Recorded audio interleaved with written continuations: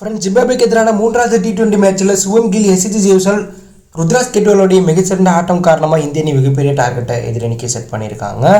இந்த மேட்ச்சில் முதல்ல டாஸை வெற்றி பெற்ற ருத்ராஜ் கேட்வால் அணியில் உலகக்கோப்பை அணியில் இருந்து இந்திய அணிக்குள்ளே தற்போது இணைந்த எஸ்ஜி ஜெய்ஸ்வால், சஞ்சு சாம்சன், சிவம் துபேவை அணிக்குள்ளே கொண்டு வந்து பேட்டிங்கை தேர்வு செஞ்சாங்க. ஸோ இந்திய அணியில் எஸ்ஜி ஜெய்ஸ்வால், சுவம் கில் ஓப்பனிங் பேட்ஸ்மேனாக களமிறங்கினாங்க. ஸோ இவங்க ரெண்டு பேரும் தொடக்கத்தில் அதிரடியாக விளையாண்டாங்க. குறிப்பாக சொன்னால் பவர் பிளேயில் ரெண்டு பேரும் அதிரடியாகவும் நிதானமாகவும் விளையாண்டாங்க.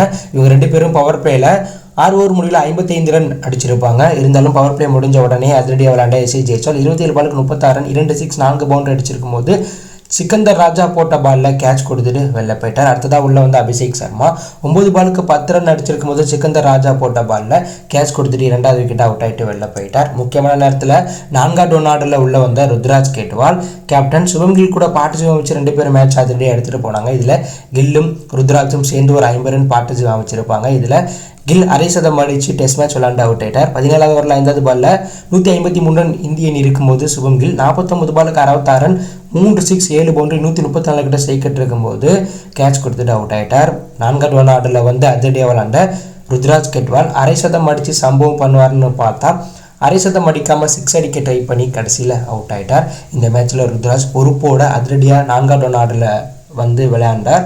அதில் ருத்ராஜ் இந்த மேட்ச்சில் 28 பாலுக்கு 49 ரன், 3 6 4 பவுண்டரி 175 கிட்ட ஸ்ட்ரைக் வச்சிருக்கும் போது கடைசி ஓவரில் 1 ரன் அடித்து அரை சதத்தை பூர்த்தி செய்யாமல் 6 அடிக்க ட்ரை பண்ணி கேட்ச் கொடுத்துட்டு அவுட் ஆகிட்டு வெளில போயிட்டார். நாட் அவுட் பேட்ஸ்மேனாக சஞ்சு 7 பாலுக்கு 12 ரன்னும், ரிங்கு 1 பாலுக்கு 1 ரன் அடித்து கிரீஸில் இருக்க இந்திய அணி 20 ஓவர் முடிவில் 4 விக்கெட்டில் பிறகு 182 ரன் அடித்தாங்க. இதில் ருத்ராஜ் கேட்வால் போன மேட்ச் 77 ரன் அடித்து சம்பவம் பண்ணார். இந்த மேட்ச் 4வது ஒன் ஆர்டரில் வந்து 28 பாலுக்கு 49 ரன் அடிச்சிருக்கார். மேலும் ருத்ராஜ் கேட்வால் தான் T20 தரவரிசை பட்டியலில் 7வது இடம் பிடிச்சிருக்கார். 16வது இடத்துலேருந்து 7வது இடம் பிடிச்சு புதிய சம்பவம் பண்ணியிருக்கார். ஸோ அப்படியேப்பட்ட ருத்ராஜை இந்த சீரீஸில் கேப்டனாக போடாமல் ஃபார்ம் அவுட்டில் இருக்கக்கூடிய சுவம் கில்லை கேப்டனாக போட்டிருக்காங்க. அவர் இந்த மேட்ச்சில் 49 பாலுக்கு 66 ஒரு டெஸ்ட் மேட்ச் விளாண்டு அவருடைய ஃபார்மை நிரூபிச்சதா காட்டியிருக்காரு. இருந்தாலும் இந்திய அணி 20 ஓவர் முடிவில் 4 விக்கெட்டில் பிறகு 182 ரன் அடித்து ஒரு சூப்பரான டார்கெட்டை எதிரணிக்கு செட் பண்ணியிருக்காங்க. எதிரணி தற்போது திணறிட்டு இருக்காங்க. 3 விக்கெட்டை இழந்து பரிதாபமாக